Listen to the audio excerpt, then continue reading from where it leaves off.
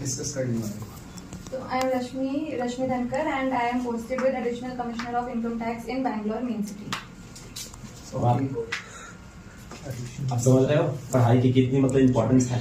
पढ़ने के बाद आप नोटों की गिनती कम पड़ जाएगी आपकी आप गिन नहीं पाओगे अगर सही से पढ़ के सिलेक्शन लेते हो तो। इनकी मेहनत हम लोगों ने देखा है, जो तैयारी करनी थी उसके बाद सेट लगाना, टेस्ट लगाना, प्रैक्टिस, बाकी अपनी जर्नी में खुद बताएंगे। अच्छे से मेहनत करना, ये कहते हैं ना कि आए तो बस पढ़ाई की और जल्दी जल्दी घर भागना है। समय मिला दूसरी क्लास में बैठ के प्रैक्टिस लगाना, टेस्ट लगाना, रिजल्ट लाने के लिए जो मेहनत होता है ना एक स्टूडेंट जो करता है उसे सिलेक्शन श्योर मिलता है। बाकी रश्मि बताइए कैसे तैयारी करना चाहिए बच्चों को जिससे कि इनकी भी सिलेक्शन श्योरिटी हो पाए। सर मैं तो ये करती थी, जो मेरे वीक स्पॉट्स थे मैं उनको एनालाइज करके उन पे ज्यादा प्रैक्टिस करती थी। जो स्ट्रॉन्ग है उन पे टाइम ना लगा के, जो मेरी वीकनेसेस थी जैसे टेस्ट में जो मिस्टेक्स होती थी उसको मैं एनालाइज करती थी और उसको ज्यादा प्रैक्टिस करती थी। और ऐसे कोई हार्ड एंड फास्ट मेरा शेड्यूल या रूटीन नहीं था कि मुझे दिन में इतने घंटे पढ़ना ही है। मैं बहुत अपने मूड के अकॉर्डिंग पढ़ती थी कि किसी दिन 2 घंटे पढ़ लिया, किसी दिन 4 घंटे, किसी दिन मन किया तो सो गई नहीं पढ़ा, किसी दिन लेट नाइट पढ़ लिया। मतलब ऐसे कोई मेरा शेड्यूल या फिक्स्ड रूटीन नहीं था। जैसे बोल देते हैं सब कि हम इतने घंटे पढ़ते थे, मैंने ऐसा कुछ नहीं किया। मैंने अपनी जितना मेरी बॉडी ने अलाउ किया उसके अकॉर्डिंग मैंने पढ़ा है, अपने अकॉर्डिंग। बट गोल सेट था, सिलेक्शन से लाया ये मेरे को सेट था। मतलब पहले जब मैं यहाँ पे आई थी तब मैं गिव अप कर चुकी थी स्टेनोग्राफी पे, क्योंकि ये वाला जो एग्जाम थे 3 बार रीटेस्ट हुआ था, एसएससी ने कैंसिल करके रीटेस्ट करवाया था। तो मैंने सोचा कि छोड़ो स्टेनो हो गया, अब मैं सीजीएल करती हूँ। बट उसके बाद फिर वापस रिजल्ट आया और स्टेनो में भी मेरा हो गया। तो माता पिता तो बहुत खुश होंगे। हाँ बहुत खुश है। चलिए बहुत अच्छा है।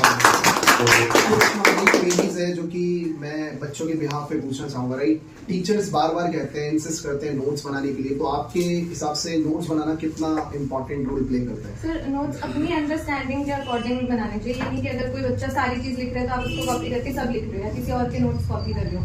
जब टीचर्स क्लास में पढ़ा रहे हैं, जो आपको अपने अकॉर्डिंग, अपनी अंडरस्टैंडिंग के अकॉर्डिंग लग रहा है कि मुझे नोट डाउन करना चाहिए, वो अपने नोट्स उस हिसाब से बनाने चाहिए। किसी और के नोट्स कॉपी करोगे वो आपको समझ ही नहीं आएंगे बाद में। अपने कंफर्ट के अकॉर्डिंग नोट्स होने चाहिए।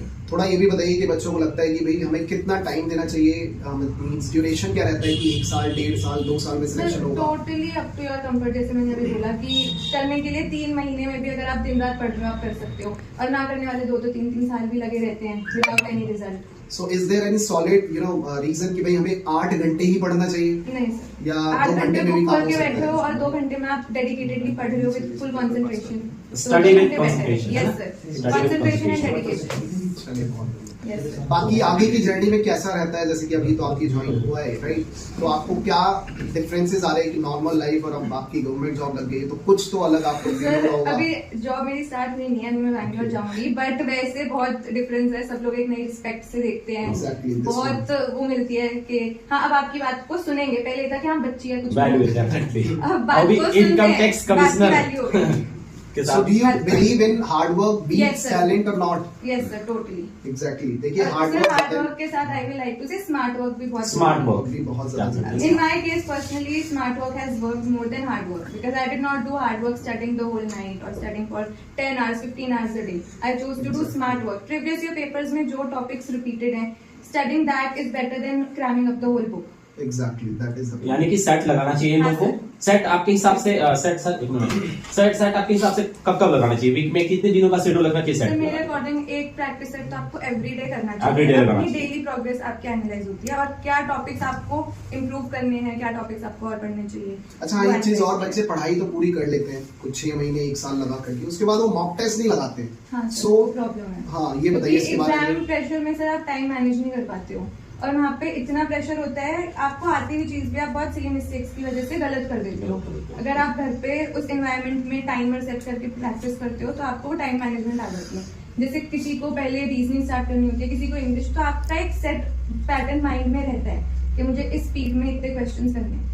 तो उसके अकॉर्डिंग आप मीन्स हमें प्रॉपर पूरा जैसे 200 मार्क्स है इसको माइंड में लेकर नहीं चलना है। जितना हमारा कट ऑफ जा रहा है उससे थोड़ा सा हमें लेकर के चलना है, क्योंकि देखिए कभी भी पूरा सिलेबस कंप्लीट नहीं हो पाता। इज दिस करेक्ट और नॉट? Yes sir. ऐसे भी एग्जामिनर भी जो है मुझे लगता है कि 25 50% आपको छूट देके ही चलता है कि आप उसको इग्नोर कर सकते हो। 75% और 80% को है ना रश्मि, अगर फोकस किया जाए तो रिजल्ट हो सकता है। सिलेबस तो बहुत वास्ट है, सिलेबस तो आपका नेवर एंडिंग है, बट आप प्रीवियस ईयर पेपर के पैटर्न से आपको पता लग जाएगा इस टॉपिक से कितने क्वेश्चंस हैं, आप उनको अपनी स्ट्रेंथ बनाओ। अनप्रिडिक्टेबल क्वेश्चंस तो हर एग्जाम में आते हैं, बट उनको आप नहीं भी करोगे तो बाकी टॉपिक्स को इतने स्ट्रॉन्ग कर लो 100% एक्यूरेसी, इसमें तो मार्क्स आएंगे ही आएंगे जो फिक्स टॉपिक्स हैं।